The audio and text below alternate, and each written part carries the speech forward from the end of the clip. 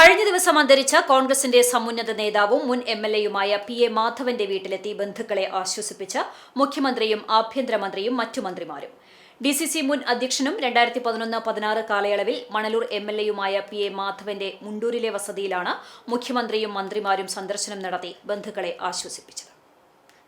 മാധവനുമായി ദീർഘകാലമായി ഉണ്ടായിരുന്ന സൗഹൃദവും പാർട്ടിയെ കെട്ടിപ്പടുക്കുന്നതിൽ അദ്ദേഹം വഹിച്ച പങ്കും മുഖ്യമന്ത്രിയും മന്ത്രിമാരും അനുസ്മരിച്ചു. വാഹനാപകടത്തിൽ പരിക്കേറ്റ് ദീർഘകാലമായി ചികിത്സയിൽ തുടർന്നുവരുന്നതിനിടെ ജൂൺ 30 രാത്രിയാണ് മാധവൻ മരണത്തിന് കീഴടങ്ങിയത്. ശനി ഞായർ ദിവസങ്ങളിലായാണ് മുഖ്യമന്ത്രി വി.ഡി. സതീശനും ആഭ്യന്തരമന്ത്രി രമേശ് ചെന്നിത്തലയും റവന്യൂ മന്ത്രി എ.പി. അനിൽകുമാർ, പട്ടികജാതി പട്ടികവർഗക്ഷേമ വകുപ്പ് മന്ത്രി കെ.എ. തുളസി, ആരോഗ്യമന്ത്രി കെ. മുരളീധരൻ, ഉന്നത വിദ്യാഭ്യാസ വകുപ്പ് മന്ത്രി റോജി എം. ജോൺ, കൃഷി വകുപ്പ് മന്ത്രി ടി. സിദ്ദിഖ് എന്നിവർ സന്ദർശനം നടത്തിയത്.